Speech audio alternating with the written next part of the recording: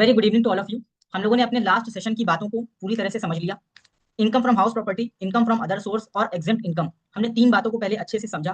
फिर इन तीन बातों को कैसे ऑनलाइन इनकम टैक्स पोर्टल पर फिल किया जाता है इसको भी समझा।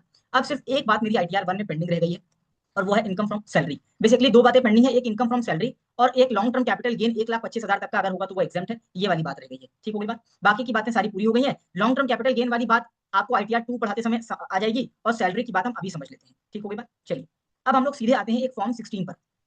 ये फॉर्म 16 किसका है? आई होप ये ITR है देश दीपक त्रिपाठी जी का। देश दीपक त्रिपाठी जी केनरा बैंक के मैनेजर हैं। ये किसी केनरा बैंक की किसी ब्रांच में पोस्टेड है और ये मैनेजर की पोस्ट पर है। ठीक हो गई बात। चलिए ये केनरा बैंक का नीचे पता है और ये देश दीपक त्रिपाठी जी का पता है। अब कुछ भी हो इससे कोई फर्क नहीं पड़ता, किसी का भी पता हो। मुद्दे की बात यह देश दीपक त्रिपाठी जी का फॉर्म 16 है और ये केनरा बैंक ने दिया है। फॉर्म 16 क्या होता है? फॉर्म 16 में इंप्लॉयर यानी कि केनरा बैंक अपने इंप्लॉई यानी कि देश दीपक त्रिपाठी जी को एक स्टेटमेंट देता है और उस स्टेटमेंट में वो पूरी सैलरी के बारे में बताता है। ठीक हो गई बात। इसमें जो पैन है वो देश दीपक त्रिपाठी जी का है और एम्प्लॉयर का पैन भी दिया है, एम्प्लॉयर का टैन भी दिया है। एम्प्लॉयर का पैन भी दिया है और एम्प्लॉयर का टैन भी दिया है। ठीक हो गई बात। चलिए ये एम्प्लॉयर का पैन है, एम्प्लॉयर का टैन है और ये एम्प्लॉय का पैन है। मतलब इस किसने काटा है TDS? केनरा बैंक ने काटा है और देश दीपक त्रिपाठी जी का TDS काटा है। TDS की बात हम इसलिए कर रहे हैं क्योंकि जितना भी देश दीपक त्रिपाठी जी की सैलरी बनती है उस पर एम्प्लॉयर को टैक्स जमा करवाना होता है एडवांस में, हर महीना ऐसा कह ले या कह ले हर क्वार्टर।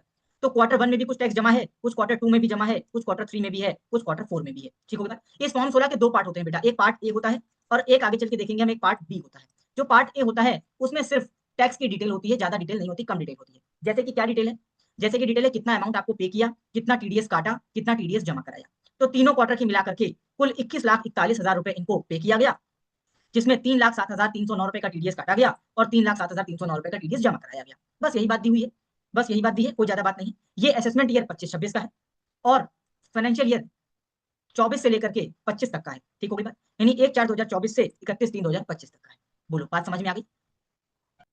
अब ये सारी TDS की डिटेल है कि किस चालान नंबर से कैसे क्या जमा हुआ वो पैसा, जो भी पैसा TDS का काटा। ये बस पार्ट ए की कहानी है। इंपॉर्टेंट बात पार्ट बी में आती है।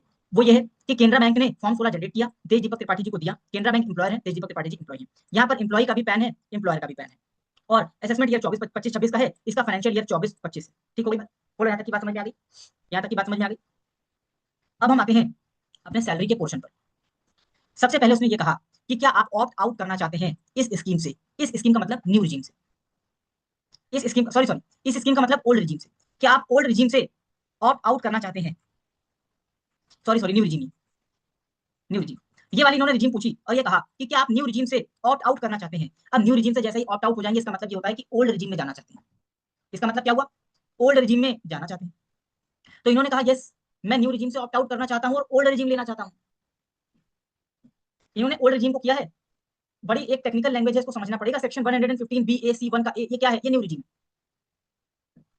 इन्होंने कहा कि आप न्यू रिजीम से ऑप्ट आउट करना चाहते हैं। हाँ, न्यू रिजीम से जब ऑप्ट आउट करेंगे तभी तो ओल्ड रिजीम में ऑप्ट इन करेंगे।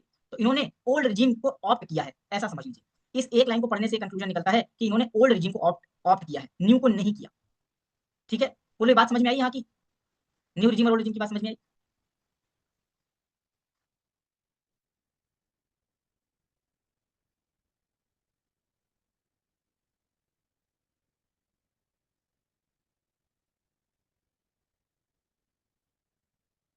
बोलो बात समझ में आ गई?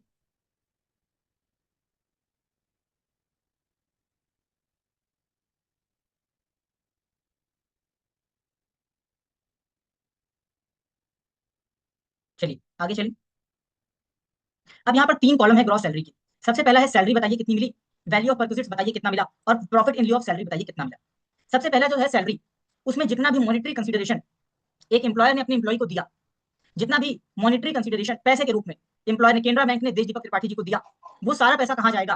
कॉलम नंबर ए में जाएगा, सैलरी में जाएगा। जितना भी पैसा एम्प्लॉयर ने एम्प्लॉय को नहीं दिया लेकिन पैसे की जगह पर इन काइंड में कुछ और दे दिया, प्रॉफिट की जगह पर कुछ और, जैसे कि कार दे दिया, कार गिफ्ट कर दिया या कार चलाने के लिए दे दिया, नौकर चाकर दे दिए, घर दे दिया, या फिर ऐसा है कि रेंट का पैसा नहीं दिया लेकिन मकान मालिक को रेंट पे कर दिया, परक्विजिट्स। बहुत सारी चीजें परक्विजिट की डेफिनेशन में आती है। उसके बाद तीसरा ऑप्शन, मान लो कि सैलरी तो कुछ भी नहीं दिया लेकिन प्रॉफिट में हिस्सा दे दिया। पहले आपसे काम करवाया और फिर प्रॉफिट में कुछ हिस्सा दे दिया, जैसे कि इस महीने के प्रॉफिट का 2% दे देंगे तुम्हें, तो 2% दे दिया। वो कहाँ आएगा? Profit in लिeu of salary. बोलो तीन कॉलम समझ में आए? ये तीनों जोड़ करके क्या बनेगी? सैलरी। अब हमारे इस केस में 20 लाख रुपए तो मॉनेटरी कंसिडरेशन है और 1,40,000 रुपए नॉन मॉनेटरी है, और ये नॉन मॉनेटरी हो ना हो रेंट वगैरह ही होगा। नॉन मॉनेटरी मान लो इनकी शिफ्टिंग हो गई, इनका ट्रांसफर हुआ दिल्ली से बॉम्बे, तो सामान शिफ्ट करने के लिए कुछ भाड़े वाड़े पर कुछ गाड़ी वगैरह करवा दिया और लेबर वगैरह लगा के सामान शिफ्ट करवाया, उसमें कुछ पैसा का खर्च आया, वो पैसा कंपनी ने पे किया, कैनरा बैंक ने पे किया, तो वो क्या होगा, वो परक्विजिट्स है, पर्क्स मिल रहे हैं, कंपनी में रहने के लिए परक्विजिट्स मिल रहे हैं। ठीक होगी बात। ये तीनों मिलाकर के सैलरी बन गया। अब जितने भी अलाउंसेस मिलेंगे वो सारे परक्विजिट्स कहलाएंगे। अलाउंसेस जैसे डेली अलाउंसेस, ट्रेवलिंग अलाउंसेस, ये सब परक्विजिट्स हैं। या फिर यूनिफॉर्म का अलाउंस मिलेगा, चिल्ड्रन अलाउंस मिलेगा, किसी भी तरह का कोई भत्ता मिला, वो सब वो सब सैलरी का पार्ट है, वो सब सैलरी का पार्ट है। ठीक है।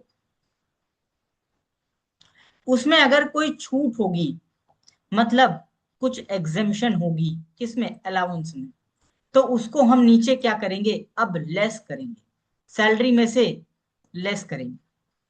जैसे कि ट्रैवल कंसेशन, जैसे कि डेथ कम रिटायरमेंट ग्रेचुटी बेनिफिट, जैसे कि commuted pension, leave encashment salary, HRA का अलाउंस, या फिर कोई अदर स्पेशल अलाउंस, या फिर कोई और एग्जेम्पशन किसी तरह की किसी और सेक्शन में जो कि यहाँ पर दी हो, वो सारी छूट यहाँ पर अलाउ होगी आपको। वो सब क्या किया जाएगा, लेस किया जाएगा। पहले ऊपर सैलरी में सब ऐड कर दिया और फिर नीचे जितनी जितनी जिसकी छूट है वो लेस कर दिया। अब ये ऐड कैसे किया, लेस कैसे किया, ये आपको कल वाले सेशन में बताएंगे, क्योंकि अब अलाउंस आपको पढ़ाने पड़ेंगे। जैसे एचआरए का अलाउंस आपको पढ़ाना पड़ेगा मुझे, मैं आपको बताऊंगा एचआरए क्या होती है, तब आपको पता चलेगा। ग्रेचुटी क्या होती है, जब आपको बताएंगे तब पता चलेगा। ठीक है। तो पहले तो ऊपर ऐड कर देंगे, फिर नीचे उसके इनकम टैक्स का जो फॉर्मूला दिया हुआ है उससे कैलकुलेट करेंगे और उतना लेस कर देंगे, और उतना लेस कर देंगे। ठीक हो गई बात, ठीक हो गई बात। चलिए, यहां पर टोटल सैलरी आ जाएगी, फिर उसके बाद लेस करेंगे अब कुछ डिडक्शंस। डिडक्शन जैसे एक स्टैंडर्ड डिडक्शन, मैंने आपको 75,000 बताई थी, वो न्यू रिजीम में थी, यहाँ पर 50,000 है क्योंकि ये ओल्ड रिजीम इन्होंने ऑप्ट करी हुई है। स्टैंडर्ड डिडक्शन 50,000 इन्होंने इनको मिलेगी क्योंकि ओल्ड रिजीम इन्होंने ऑप्ट करी। इंटरटेनमेंट अलाउंस, ये भी एक तरह का अलाउंस है, मिलता है एक्चुअल बेसिस पर। टैक्स ऑन एम्प्लॉयमेंट, कोई प्रोफेशनल टैक्स वगैरह हो, शायद 2,500 या 5,000 रुपए एग्जेम्प्ट है, ऑनलाइन पोर्टल पर जब पहुंचेंगे वहां पर आपको बता देंगे, उसकी भी छूट यहाँ पर मिलेगी, वो पे होना चाहिए, एक्चुअल होना चाहिए। ठीक होगी बात, उसका भी डिडक्शन यहाँ पर अलाउड है। ये सब डिडक्शन देने के बाद टोटल डिडक्शन जोड़ा जाएगा, और ये टोटल इनकम में से टोटल डिडक्शन क्या किया जाएगा, लेस कर दिया जाएगा। तो हमारे पास net income chargeable from salaries आ जाए। 21,41,000 में से 50,000 लेस कर दिया, 20,91,000 आ गया। बोलिए यहां तक की बात समझ में आ गई। सैलरी का हेड बस यहीं तक था, लेकिन ये एक बड़ी बेसिक बात थी। बस सैलरी का हेड खत्म हो गया, इतने पे ही था।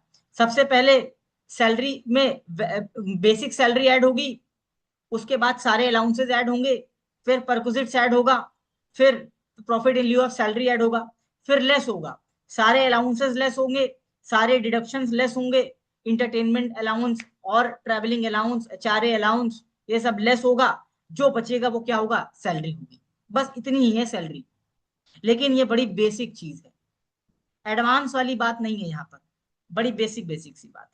बोलो बात समझ में आ गई, बोलो बात समझ में आ गई। बस इतना ही बढ़ाना था आपको, क्योंकि इनकम फ्रॉम हाउस प्रॉपर्टी आपको हम ऑलरेडी बता चुके हैं, और अदर इनकम भी बता चुके हैं, डिडक्शंस आपको बताएंगे बाद में। इस फॉर्म 16 में तो सब कुछ जाएगा भैया। ठीक है, चलो, यहां तक की बात समझ आ गई, बताओ। बस मुझे आज खाली सैलरी का बेसिक टॉपिक आपको बताना था,